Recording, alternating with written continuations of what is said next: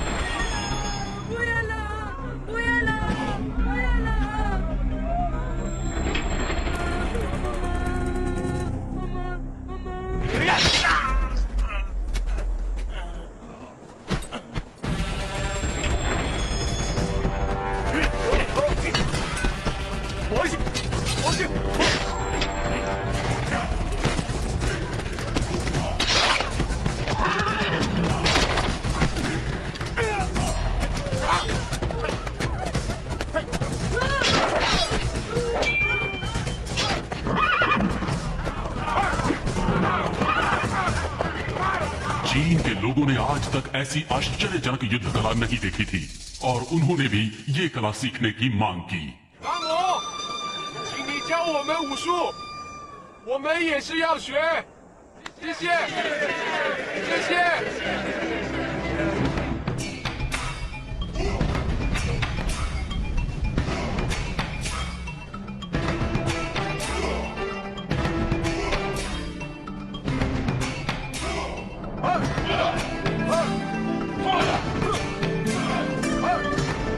यहाँ के लोग बोधिधर्मन को प्यार से धामू बुलाते थे। वो उस गांव में रहकर अपनी कला सिखाने लगे। हमारे देश से गई हुई और भूली हुई इस कला को कोई हमारे ही विरुद्ध इस्तेमाल करेगा तो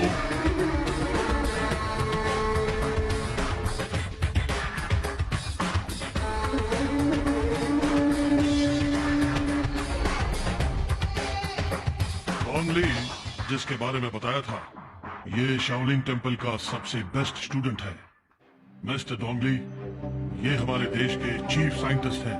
करीब 36 साइंटिस्ट ने 8 साल की मेहनत के बाद एक असाइनमेंट क्रिएट की है जिसका नाम है ऑपरेशन रेड। ये ऑपरेशन रेड इंडिया के खिलाफ है। अगर हम कामयाब हो जाते हैं तो 3 सालों में हम जो भी कहेंगे वही बन जाएगा लॉ इंडिया में। इंटरेस्टिंग। लेकिन एक लड़की की रिसर्च हम सब के लिए खतरा बन चुकी है। अगर उसकी रिसर्च कामयाब हो जाती है तो हमारा ऑपरेशन रेड किसी काम का नहीं रहेगा। इसलिए तुम इंडिया जाओगे, वहां उस लड़की को मारोगे और वापस आओगे। यह है तुम्हारी असाइनमेंट।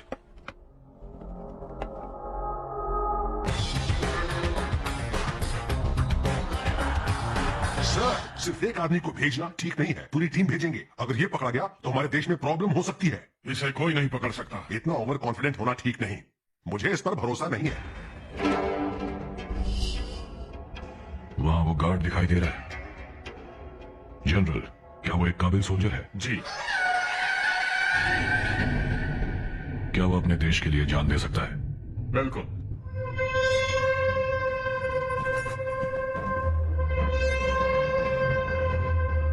पर अब वो मेरे लिए जान देगा।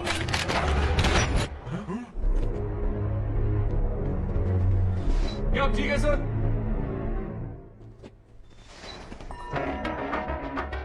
तो क्या तुम देश के लिए जान देना चाहते हो या मेरे लिए?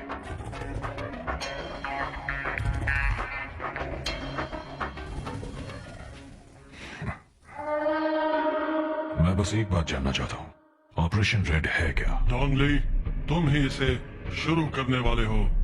जब तुम इंडिया पहुंच जाओगे अपने आप समझ जाओगे। तो मुझे इंडिया कब जाना है? आज ही। अभी 2 साल पहले की बात है, एक रिसर्च ऑर्गेनाइजेशन ने बोधिधर्मन के कब्र की खुदाई की। ये देखो, कब्र से मिले बोधिधर्मन के स्केलेटन, बाल और दांतों से रिसर्चर्स को उनके डीएनए का सैंपल मिला। ये मैंने इंटरनेट पर देखा था। ये है बोधिधर्मन का डीएनए। बोधिधर्मन के वंश के लोग यानी तुम्हारे रिश्तेदार आज भी कांचीपुरम के पास रहते हैं, ऐसा मुझे पता चला और फिर मैं उनसे मिलने गया।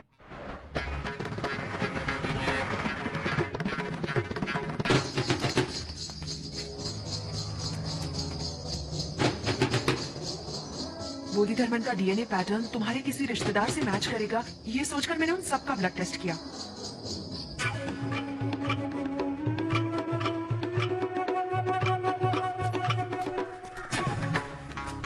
उस दौरान मैं तुम्हारे चाचा के घर भी गई।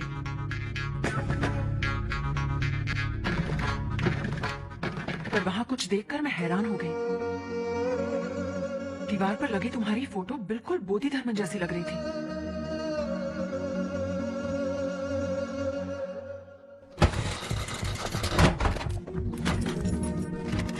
फिर तुम्हारे एक हेयर ब्रश से मुझे तुम्हारे कुछ बाल मिले।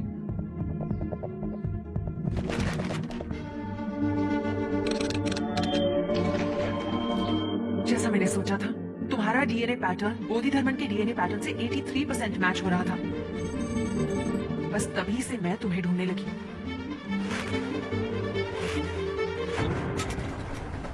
सर्कस में चोट लगने से जब तुम्हें हॉस्पिटल में भर्ती किया गया तो मेरी रिसर्च की सारी जरूरत की चीजें मैंने डॉक्टर से ले ली। बोधिधर्मन के गुण मुझे तुम्हारे डीएनए में मिले। इसे जेनेटिक मेमोरी कहते हैं। उस डीएनए को ट्रिगर करने से बोधिधर्मन की काबिलियत तुम्हारे अंदर आ जाएगी।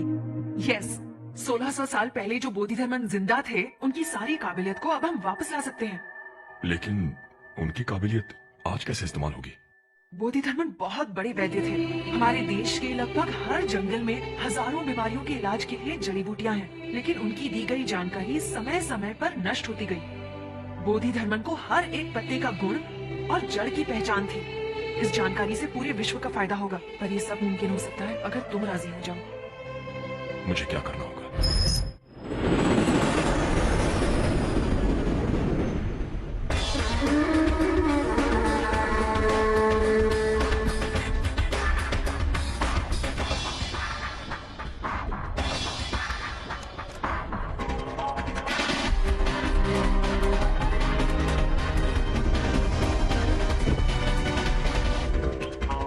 Welcome sir.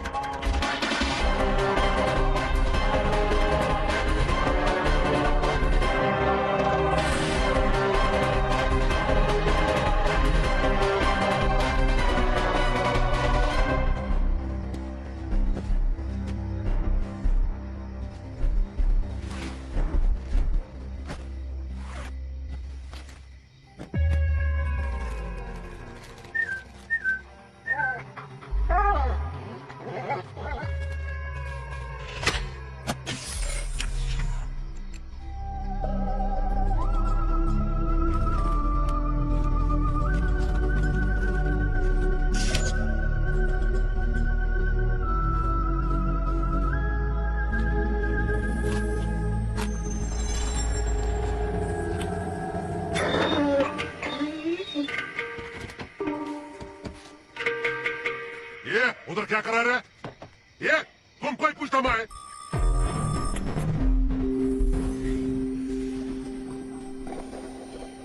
यार ये गुरखा है क्या रे तू? कौन है तू?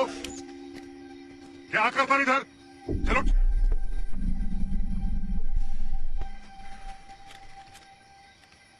देखा है रे बाग?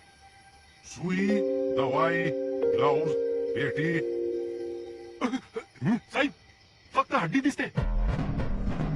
कौन रे तू?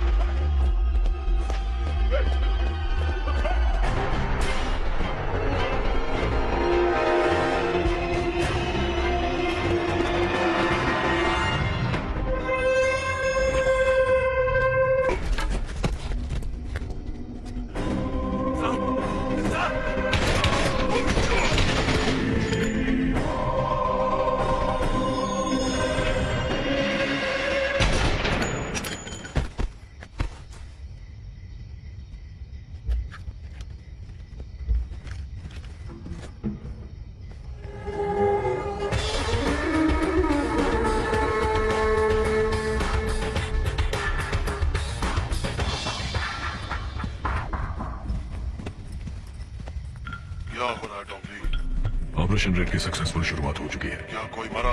9 पुलिस वाले. वो लड़की कब मरेगी? सुधा. उसे मैं कल मार दूंगा. बोधि धर्मन दोबारा जिंदा नहीं होना चाहिए. बोधि धर्मन का वजूद ही मिट जाएगा.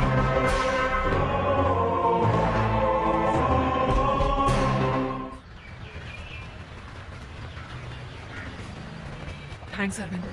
थैंक्स किस लिए? तुम इस रिसर्च के लिए राजी हुई इसलिए. आज जो मीटिंग होने वाली है वो 3 साल से मेरा सपना है. तो तुम 3 साल से कोशिश करें? 3 साल पहले तो मैंने अपना रिसर्च वर्क स्टार्ट किया था. बहुत रेफरेंसेस जमा करके थियरी भी कर चुकी हूँ. अमेरिका, चाइना और कनाडा में थीसिस भी भेजी थी, पर कहीं से कोई रिस्पांस नहीं आया. क्या तुम वो इंडिया में नहीं कर सकती? कर सकती हूँ, पर जिंदा इंसान की रिसर्च करने के लिए यहाँ की गवर्नमेंट की परमिशन चाहिए. इसलिए ये मीटिंग रखी है. आज सब बड़े साइंटिस्ट आए हैं, लेकिन मैं ही इस रिसर्च को डिटेल में एक्सप्लेन कर सकती हूँ. देखो, इस तरह के researches the American society of human genetics में कंडक्ट किए जाते हैं, क्योंकि ह्यूमन बीइंग्स पर रिसर्च कंडक्ट करने के लिए बहुत सारे लॉज इन्वॉल्व होते हैं. हाँ, थियोरेटिकली तुम्हारी रिसर्च बिल्कुल परफेक्ट है. Thank you. देखते हैं बाकी के साइंटिस्ट इस बारे में क्या सोचते हैं. ओके. ये प्रोफेसर रविंद्रनाथ त्यागी हैं. दुनिया के सभी साइंटिस्ट के साथ इनका कनेक्शन है. मुझे काफी एनकरेज करते हैं. तो आखिर में मैं यही कहूंगा कि मेरी डीएनए रिसर्च है इम्यूनिटी को डेवलप करना हेरिडिटरी डिजीजेस के खिलाफ. Thank you. Next, Sudha Chaturvedi. I'm Sudha Chaturvedi. I'd like to thank everyone for this wonderful opportunity today. I'm pursuing genetic engineering. Even school kids conduct genetic researches nowadays.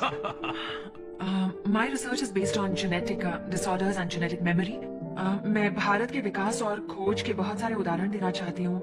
इसलिए क्या मैं हिंदी में बात कर सकती हूँ?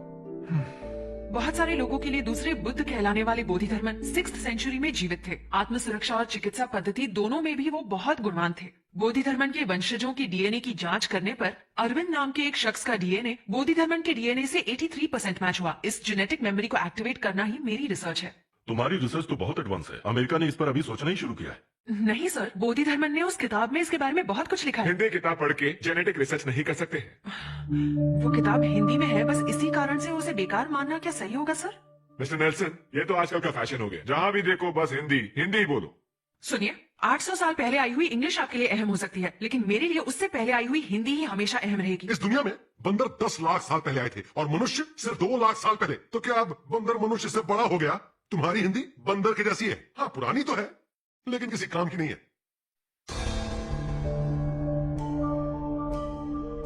सुधा प्लीज. उन्होंने एक बार और हिंदी भाषा को बंदर कहा तो उनका मुंह तोड़ दूंगी. यहाँ सब लोग हिंदी जानते हैं, तो उस आदमी को हिंदी का मजाक उड़ाने की क्या जरूरत है? तेरे दादाजी का गांव तो अलीबाग था ना, तो जर्मनी में सेटल होने से तू हिंदी भूल गया क्या?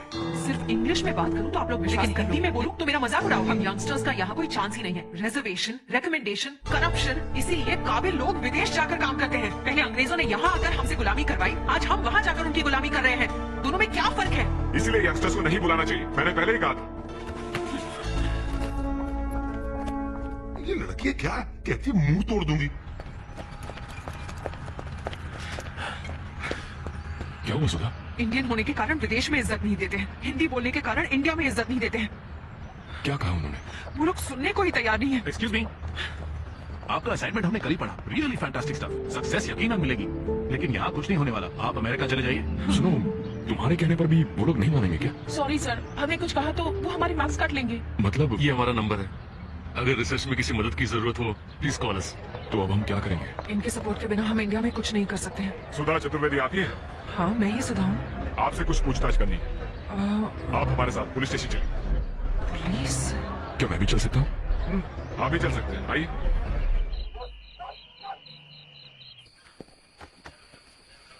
इसे पहचानती हैं आप? संतोष, ये तो मेरा पड़ोसी है, पर इसे यहाँ क्यों? इसने अपने बाप को मार दिया, गला काट दिया। ये हादसा हुआ है आपके दरवाजे के सामने। अब ये बार बार कह रहा है कोई चाइनीज आदमी आपको मारना चाहता है, पूछिए इससे। संतोष, दीदी, मैंने कुछ नहीं किया दीदी, कुछ आवाज सुनकर पिताजी गए, आपके दरवाजे का ताला कोई चाइनीज आदमी खोल रहा था। पिताजी ने उस चाइनीज आदमी से पूछा तो उसने पिताजी का गला काट दिया। मुझे लगता है वो आपको मारने आया था दीदी। बस यही बात दोहराया जा रहा है।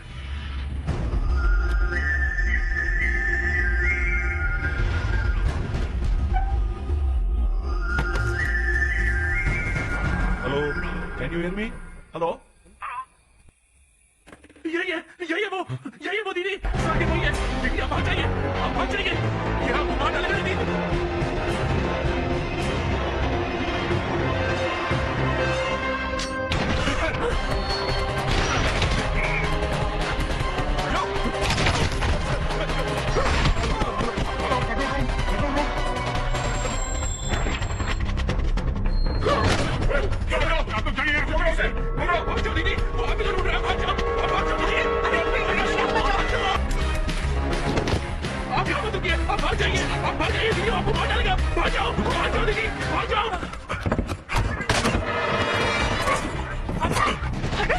चलो जल्दी, चलो जल्दी चलो।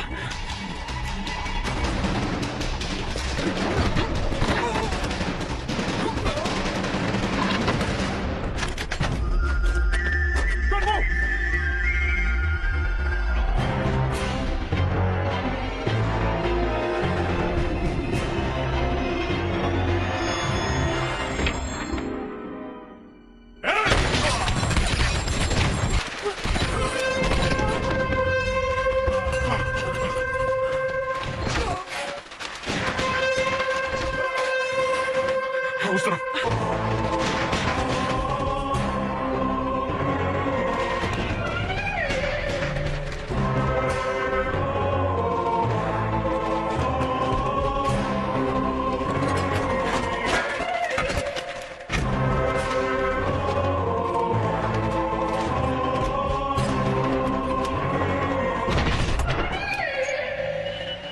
उसने बस एक बार देखा और पुलिस वाला गोली मारने लगा। है कौन वो? जब उस लड़के ने बोला तो मुझे विश्वास नहीं हुआ। क्या है ये? वो हिप्नोटिज्म है। ये कला भी इंडिया से ही बाहर गई है।